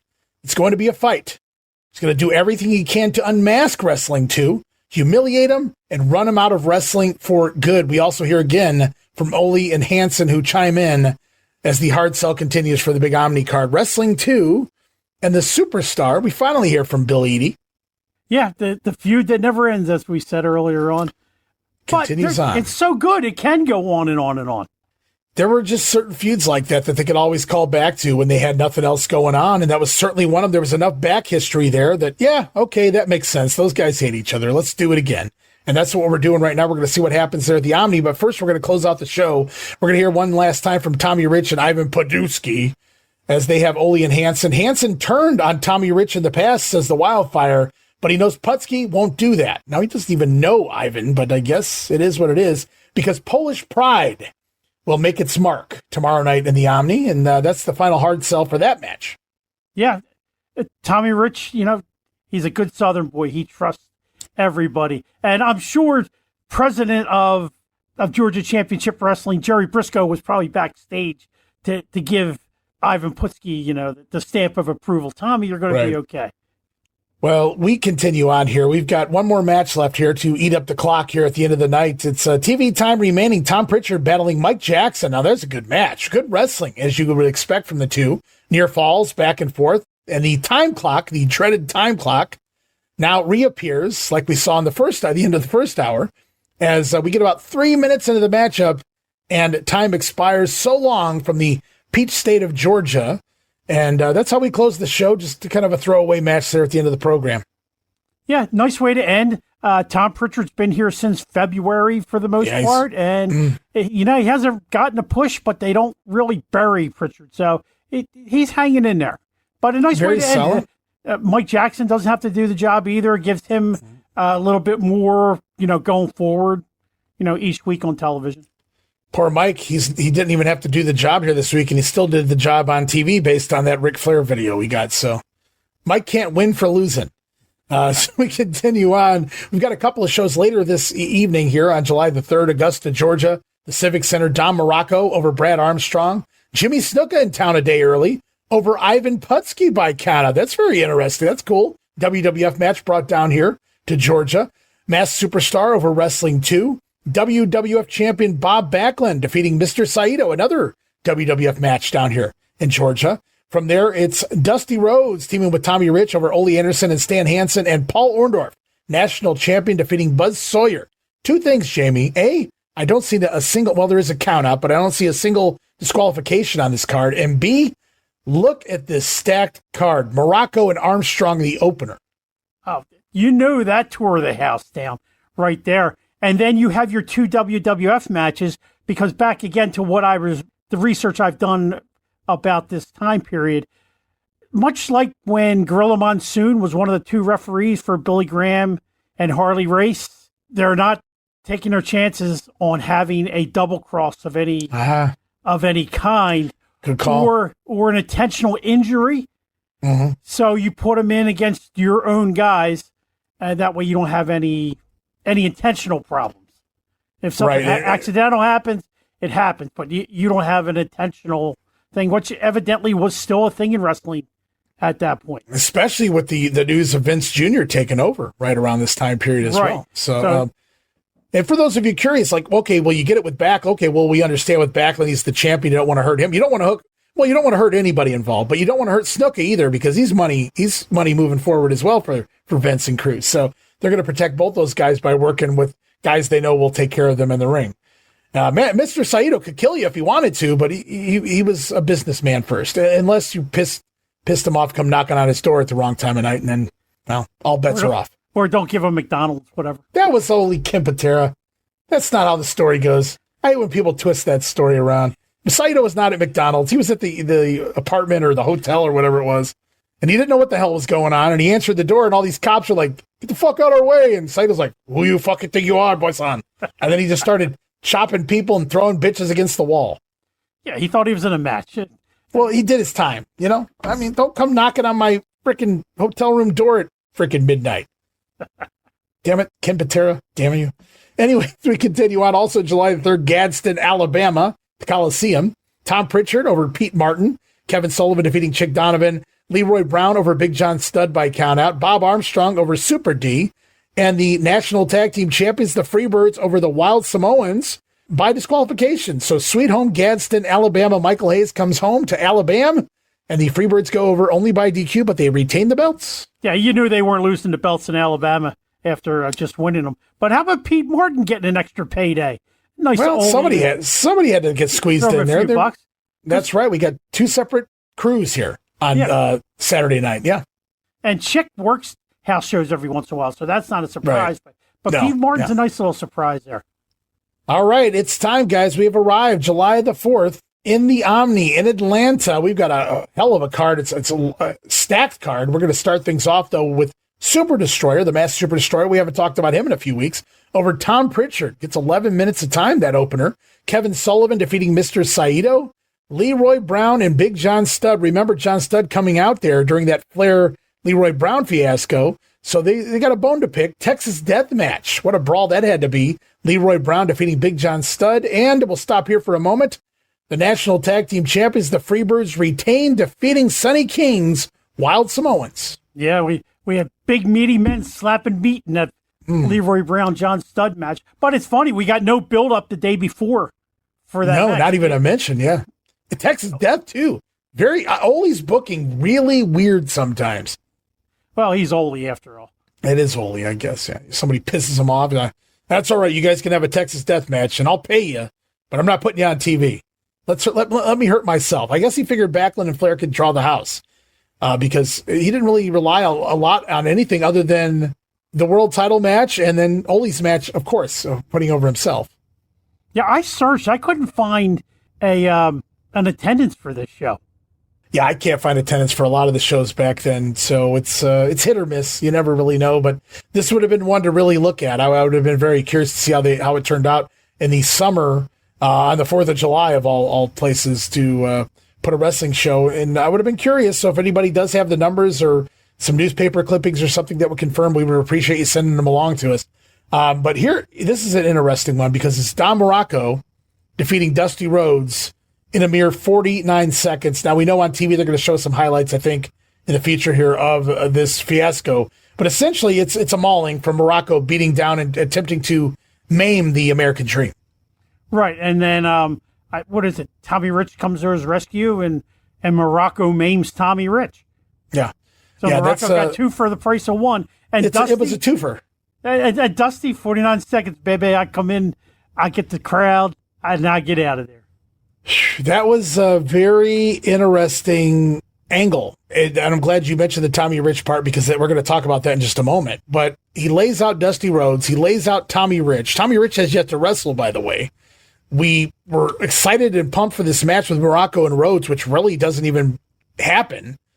And Muraco goes over here, I guess you'd say. And, I mean, he looks great coming out of this as a top heel. Taking out 2 of, if not the 2 top baby faces in the damn territory, you know, if you don't count Paul Orndorff as the champion. I dare say Dusty and Tommy were hotter than Paul. And that's great, but what a weird night to do this angle because, well, we're going to talk about it in a minute, but national champion Paul Orndorff does retain his belt over Jimmy Snuka by disqualification, the Superfly getting disqualified. And then comes the big tag team match. They built it up for 2 whole hours there on July the 3rd. Here we are, 7-4. And it's Ivan Putski and Tom Pritchard. Not Tom Rich, Tom Pritchard. Tommy Rich had been injured from Don Muraco earlier. Instead, wouldn't it have made sense to flip-flop and give them what you promised them here with Tommy? Because Tommy is not hurt. We're going to see Tommy in results all across the way. So Tommy Rich injured by Don Muraco earlier. That gives us Ivan Putski and Tom Pritchard as a tag team. And to send the fans home happy, they will get a victory here over the World Tag Team Champions Hansen and Ole, albeit by disqualification. Yeah, exactly. You know, the bait and switch. I couldn't believe it when I stayed up to like 4 or 5 o'clock in the morning making that long-distance phone call for that result and then say Tom Pritchard's name twice, especially for this match. I'm like, what in the world happened there? What happened to Tommy Rich? Because they didn't tell you about Tommy Rich getting hurt. They just would run the results, you know, straight down. You wouldn't get match information. Yeah, it's kind of weird why I'm sure there was some kind of method to the madness of that booking. I don't know what it would be. Again, Tommy was not injured, so we're going to see him wrestle the next night in Gainesville, for that matter. But it's just really peculiar why you didn't just flip-flop the matches so that Tommy had already worked and you gave the fans a solid tag match that you've been promoting the hell out of the last 2 weeks on TV, rather than just go, oh, well, Tommy Rich can't work, so Tom Pritchard's going to do, what, double duty? Yeah, because he was in the opener with Super D. Unless Tommy and Buzz Sawyer went out the night before and Tommy wasn't, 100%. Come on, Jamie. He came out there and took a beat down. If he can do that, these guys were, this was a different era. These guys could go no matter how fucked up they were. But he's wrestling Ole. Maybe Ole's afraid of getting deadly hurt. Well, Ole would have just left Hansen in the ring. That would have solved that problem real quick. I think Ole would have left Tommy in there if that was the case. Oh, we'll get you in there with Ole. That'll set you straight. That'll knock you straight. Well, we talked about the Battle of the Masked Men, the Masked Superstar defeating Mr. Wrestling 2. I don't know how he accomplished that, but I have a feeling we're going to continue this feud on the TV leading in. You can't go wrong. Let's keep this thing going. I mean, they just had some matches, last August and September, while he was the national champion, Superstar was. A year ago, they were tag team partners in a match. Wrestling, that one-off, that's right. Yeah. That one-off where 2 brought him in as a partner. Against the Freebirds, I believe. He brought him in as a partner. I could be wrong on that. It's a year ago. But still, the feud that just will not end. If 2 wasn't dead, they'd probably be able to wrestle today. Even today, yeah, that's a scary thought. But we promised it. We booked it. It does happen. It's the Battle of the World Heavyweight Champions. Were both belts on the line? We may never know, but we do know that the NWA World Heavyweight Champion Ric Flair wrestled the WWF World Champion Bobby Backlund to a double count out. Actually, they pushed Bob, which is even weirder, as the Worldwide Wrestling Federation champion. Yeah, that's what Gordon was referencing. Yes. And right. The thing they put up on the screen when they did the match listings said Worldwide Wrestling Federation. And they hadn't been to Worldwide Wrestling Federation for 3 years at that point. Anybody part of the Regional Rasslin Presents side of things, you guys can see right now. I want to thank Billy Enox for scanning these and sending them over to me. These are photos taken by Bill Apter. It's a 12-page spread on this Omni card. We know Bill was in town. We saw him on the July 3rd TV show, and here's some of the action involving Ric Flair and Bob. You can see Bob is locked in the figure 4 in one of these images trying to turn it over. So we know Flair applied his hold, and there's Backlund doing some of his familiar moves, that inverted almost power bomb type maneuver there, as you see Ric Flair being picked up for. Bob going to show off his strength, his freak strength for a guy his size. And so we get about 4 pages just on Bob Backlund and Ric Flair, Battle of the World Champions there. There's some highlights here of Jimmy Snuka and Paul Orndorff. Look at that world title shot. Great arm drag clip. Got guys sailing off the top rope, or that might just be hops. That might be Jimmy Snuka's hops there. He's clearing the top rope, though. A little Buzz Sawyer action. So Buzz got involved in the So Buzz was in the arena. See, that tells us something we didn't know. There's the DQ. That would make sense. Yeah, Buzz got involved. I was thinking Snuka might have thrown him over the top rope, but it would have helped if I read these results from the After magazine before we did the show, but I didn't think of it. I was thinking more along the lines of the pictures instead of the articles, right? Some people read it for the articles, some people read it for the pictures. I don't know which kind of guy you are, Jamie. All right, but I have a feeling most people understand what I'm referencing here. We continue to look. There's John Studd battling the Texas Death Match there. Leroy Brown and John Studd out there battling on the floor, totally legal. The big splash, Leroy Brown coming down there. And what else do we got here? We got more action. Little Tom Pritchard, Tom Pritchard there. That's it. Super D. It's kind of interesting. They gave that match a whole page, be it the opener. But maybe Tom Pritchard was a after darling. We could have internet darling. There's Dusty Rhodes and Don Muraco. You see the beat down there. Muraco coming down on the arm of Dusty, I believe it was. Well, it looks like Dusty and Tommy Rich are both down. Yeah, he's laid them both out by that point. Bottom right picture. Now, for those of you watching this, you think I'm flipping by too fast. First of all, I'm doing that, because we do have a podcast. We have to respect those. They can't see what we're doing right now. Join the VIP tier, guys. But also, we're going to make this available to everyone to see these pictures so that are part of the Patreon. So you guys will be able to check this 12-page spread out. Again, I want to thank Billy Enoch for sending this along. He has the magazine. He scanned this for me, and he hit me up on Facebook. He said, would you like this, Ray? I said, I would love it. Love to show the viewers out there and talk about it. And we found out a few things we didn't realize coming in, like Buzz Sawyer's interference there that would explain that. And there it is, the tried and true feud that just will never die, Wrestling 2 and Superstar. And really great pictures here from Billy After, man. What a night he had at ringside, man. I forgot all about this magazine. I had it. I want to say it was the Wrestler. And there is, look at that photo of Michael Hayes selling for AFA. And the Freebirds and the Wild Samoans there. You're covering basically the entire card. We might get the entire card before we're done. There's Mr. Saito. Well, that amateur wrestling thing between Saito and Sullivan. Sullivan, long time ago, once upon a time in the WWF, but Saito more recently, currently.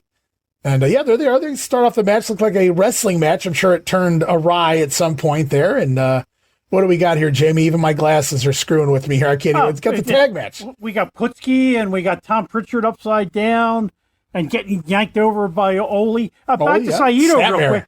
Saito was half of the WWF Tag Team Champions with Mr. Fuji. With Fuji, that's right. At this time.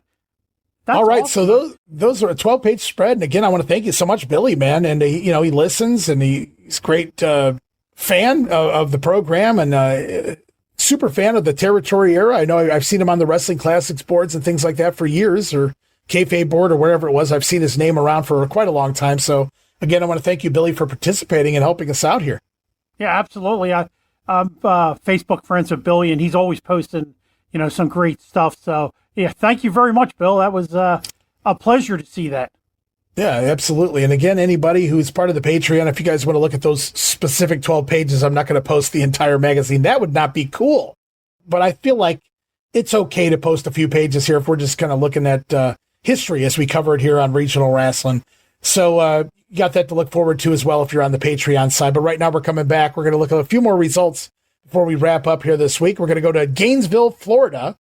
Is that right, Florida? I think we've done that more than once now, Gainesville, Florida, which is odd. July the 5th, Stephen O'Connell Center.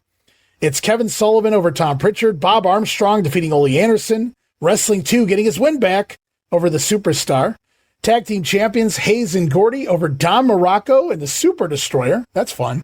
And the world champion Ric Flair pinning Wildfire Tommy Rich. Match goes 22 minutes. That's a hell of a night in Gainesville. It's a hell of a night everywhere on that circuit right now. Yeah, this might be the strongest house show cards I've really seen in Georgia in recent memory anyway. The roster is so loaded, and as I was saying earlier on, just take a look at the results and how many of those guys, if not within 2 years in the WWF, within 3 years, just about everybody but Tommy Rich ends up there. Yeah. Well, we continue on to Macon, Georgia at the Coliseum, July the 6th. It's Brad Armstrong over Tom Pritchard, the Freebirds defeating Super D and Chick Donovan. Tommy Rich over the Masked Superstar, national champion Paul Orndorff defeating Buzz Sawyer, and world champion Ric Flair still making the rounds over Bullet Bob Armstrong. I wish there was one full-length Bullet Bob Ric Flair world title match out there. I don't care from where or when. I would have loved to have just seen one full match between those two go at it. There's none from Southeast out there that you've run across? In complete form? Not that I'm aware of, but it's possible. There's always new footage dropping, and I just can't keep up anymore. True. It was a lot easier in the tape trading days, right? All right, we're going to go on to July the 7th, Columbus, Georgia, Municipal Auditorium. Johnny Rich has arrived, and I'm not sure, Jamie, is he Johnny Rich or Roy Rogers here right now? He's Roy Rogers at this point. We're about another month and a half away from Johnny Rich. Okay, yeah, I kind of remembered him coming in as Roy Rogers, but the results I found said Johnny Rich. It is Johnny Rich, for those of you curious, defeating the Superstar by disqualification. Okay. Paul Orndorff over Brad Armstrong. Muraco and Super D defeating the Freebirds. Non-title or DQ or something happens there. Tommy Rich over Buzz Sawyer, and world champion Ric Flair defeating Mr. Wrestling 2. That right there is what I loved about the territories. It wasn't Ric Flair against the same guy every night. It was a different guy every night. It depended on the city, who was over, who was in the town. We've seen Bob Armstrong. We've seen Bob Backlund. We saw Tommy Rich. And for the fourth day in a row, it's Mr. Wrestling 2 now. So Ric Flair changing opponents each and every night. Yeah, and you can totally buy 2 getting a title match. It's 2. Because we're it's Columbus. 2, exactly. Whether it's Columbus, Ohio, Columbus, Georgia, Columbus loves Wrestling 2. As we continue on to July the 8th, Jessup, Georgia. I don't have any results, so we'll continue on to Conyers at the Rockdale County High School on July the 9th. It's Kevin Sullivan taking Tom Pritchard to a draw. Tommy Rich over Super Destroyer. Here's a fun one. Don Muraco and Crazy Luke Graham stopping through Conyers to defeat the Armstrongs, Bob and Brad, and Paul Orndorff over Buzz Sawyer in the main event there at the high school. That was one hell of a main event, guaranteed. But maybe Luke Graham just came by to say hello and hanging out in Conyers. And they say, hey, you want to make some money tonight? Throw him in a tag team match. Well, given it's 1982, I think it worked the other way around. I think Luke Graham showed up all right. I think he said, "Hey, can you use me tonight?" That's what also. His son, I don't know his name, but he's involved in a lot of these Facebook groups. Really? Okay. That's right. Luke Graham. Is it the Luke Graham Jr., if I remember? So that's legit? I forget what his name is, but yeah, as far as I've heard, yeah, it's his legit son. Not any that I know of Luke Graham in his prime. I've only seen him in his latter days in the WWF, and that was not so tasty. I got to see him in 1986 or 87. He wrestled on a Central Davey States. O'Hannon independent card. You saw him live. Well, okay.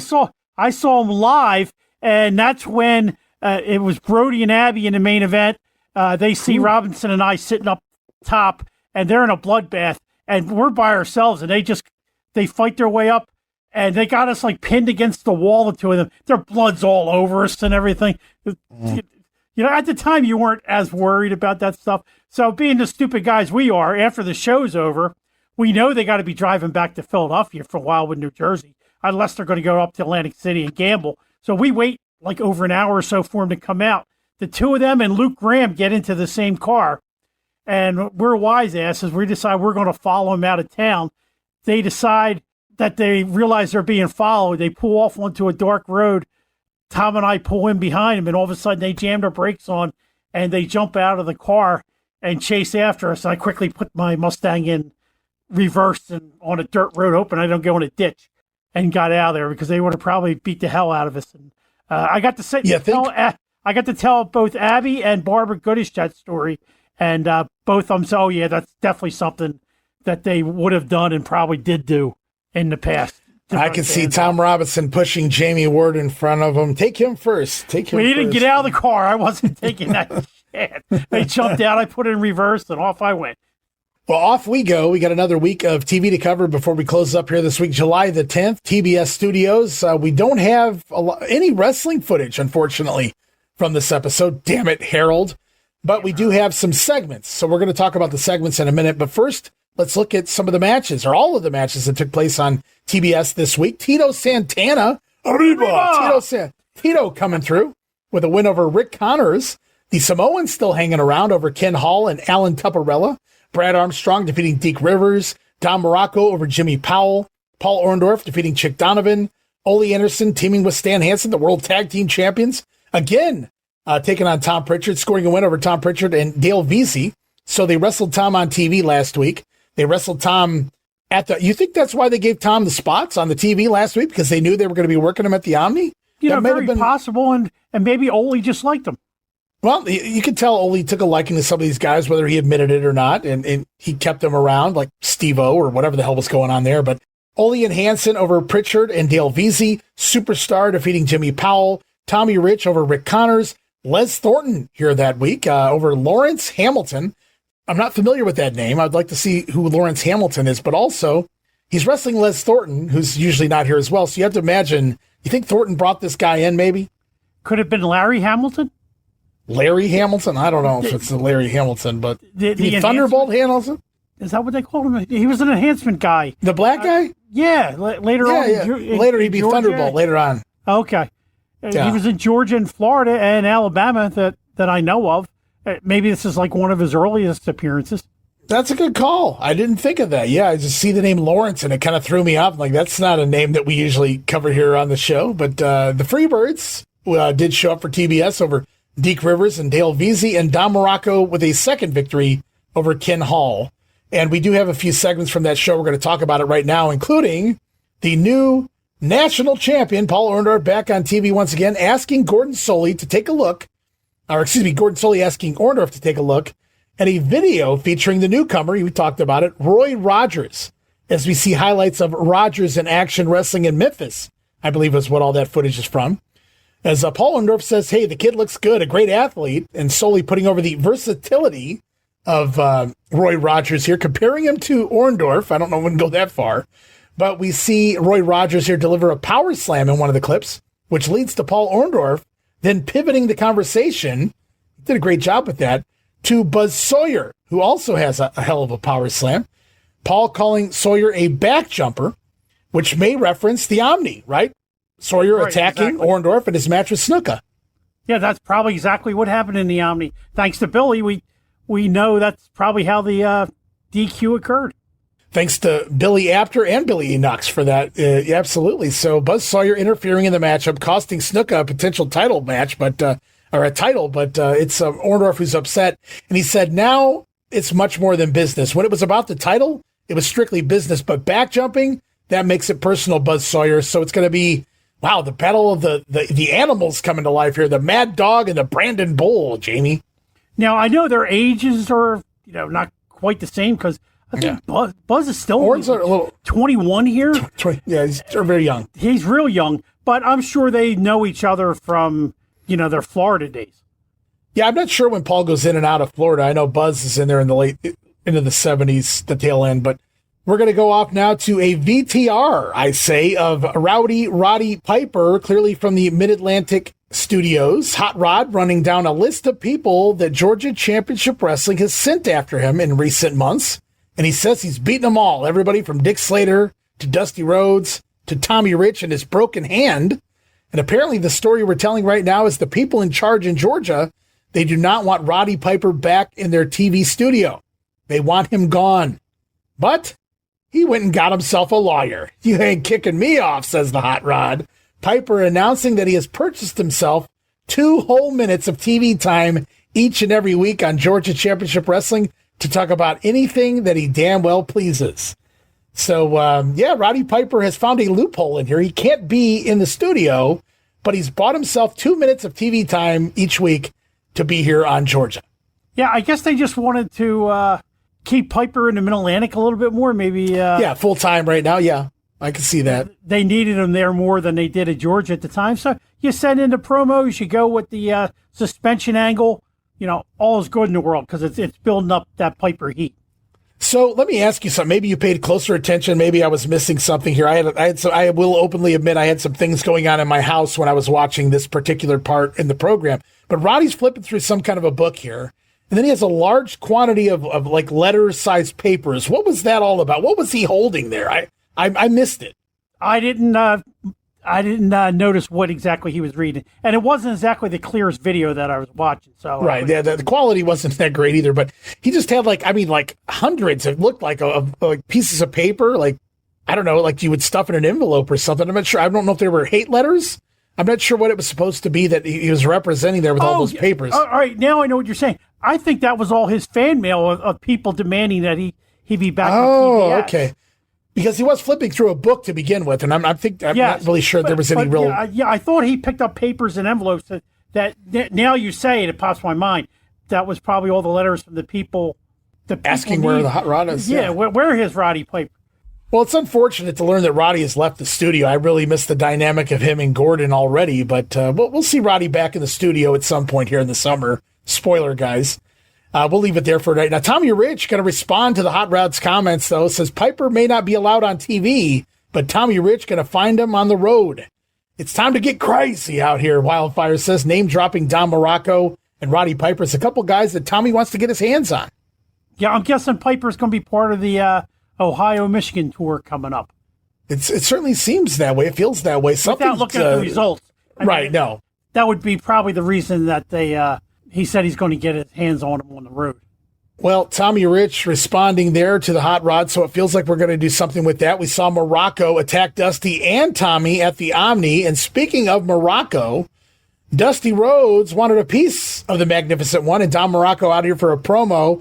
Dusty screwed with the wrong man, and he found out. And now it's Tommy Rich who apparently wants a piece of Muraco. And it's coming up July 18th in the Omni. Tommy Rich and the Magnificent One one-on-one.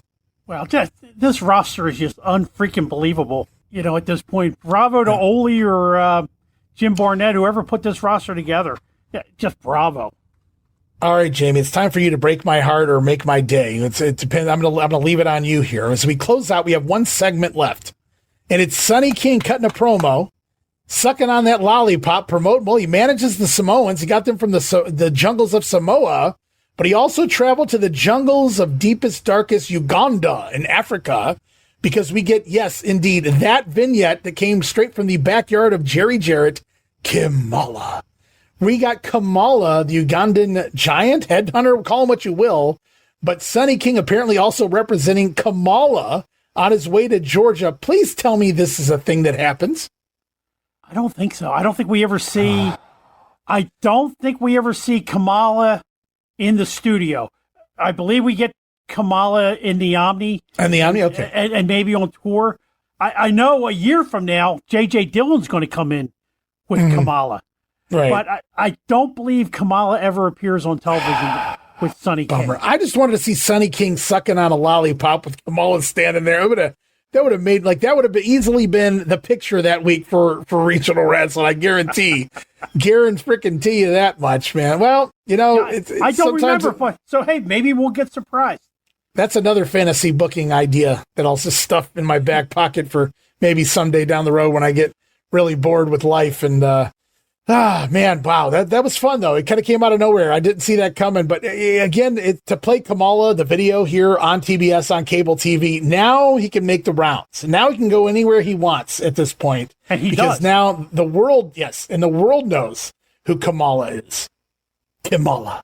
And he's paid his dues, so it's nice to see, the stories that I've heard about Mr. Harris. It's good to see that he, got his break because he definitely was one of the nicer guys in the locker room. All right, guys, we're running a little long this week, Jamie, so we're going to wrap things up. Having that full episode of TV building to such the magnitude that Omni card was, and then discussing the Omni card and, of course, those pictures that Billy sent over. Took up a lot of the time on this particular program, but I'm happy we were able to get out a second week of TV at the very least. So we are now moving into the middle of Georgia. When we come back, you guys on the Regional Rasslin Present side, you can kind of see where we're going. We're going to do the North Tour, Huntington, West Virginia, Columbus, Ohio. We'll still be doing the Georgia Tour as well, Marietta, Augusta. leading us into the next week of TV. Now, I've already posted what exists, known to exist, from the July 17th episode of TBS. So you guys can go to YouTube. You can watch what we've already discussed from the 3rd and the 10th, but also from the 17th, and I'll be adding the 24th before too long. So stay tuned for that on my YouTube as well. That's why it pays to subscribe, so you can kind of keep track of what's popping up there when it pops up. And we'll be adding more Georgia shows in the weeks to come. But Jammie, I want to thank you so much for doing this with me, man. As I said earlier, I've been chomping on a bit, and this particular card is one of my favorite topics. I actually did a podcast 5 years ago with John McAdam. Yeah. That was a 2-parter on his show where we discussed this particular TV and the Omni card. So I went back and, listened to that to help brush up, for this particular show. But yeah, when I was really, really into Georgia wrestling, probably, I keep saying it, but this is the height of my Georgia fandom right here. It just doesn't get any better. It's still solid through the end of the year, and then 83 begins to drift down, but July through December is just going to be great. And the names that are going to be coming in, you'll lose names, but you're going to have names just flying in on top of it. So I mean, if you just do a quick check, of the talent that was at the Omni, the Samoans and the Freebirds and Don Muraco and Dusty Rhodes and Orndorff and Snuka and Ole even, and Stan Hansen, of course, Superstar Wrestling 2, Flair and Backlund. What a huge night. I mean, for name, now you could say, well, Tommy didn't work the match, or, you could pick and nitpick little things. Dusty and Muraco wasn't real, but just seeing all that talent out there and them giving you a show, I'm sure those fans got their money's worth out of that night. And so I'll give Ole a round of applause here. I'll give that to Ole. And I want to thank all the patrons out there who subscribe to the VIP tier for checking out Regional Rasslin Presents. I want to thank all the listeners out there of the Regional Rasslin Podcast and all the new listeners who have moved over to the Georgia Rasslin Podcast. Georgia Rasslin on my mind. To get a reminder, go find it anywhere you find your podcast streams, and you'll find that there. It's now available, and it's already in the algorithms. I see it popping up on the for anybody who actually believes in those rankings and things. They're a bunch of hooey, honestly, but and I hate to, I'm going to crush a lot of hearts when I say that of other podcasters out there, but not a lot of merit in those, but it does tell you you're in the algorithm. And that's all I care about, is people are listening and they're enjoying what they're hearing, and they're enjoying Georgia, Jammie, and we're enjoying Georgia. Oh, yes, we are. I've said it before. I listen to all the WrestleCopia shows because I'm a wrestling nut and I need to be fed. My mind needs to keep learning. And Ray, you've put a great product together here, and everywhere that you've branched off into all these different promotions. If you're a wrestling nut, you got to listen to all Ray's shows. Please do. I mean, I do, and I appreciate everyone that listens to the Georgia show and all your shows. This is what brings happiness to everybody. So please continue to listen.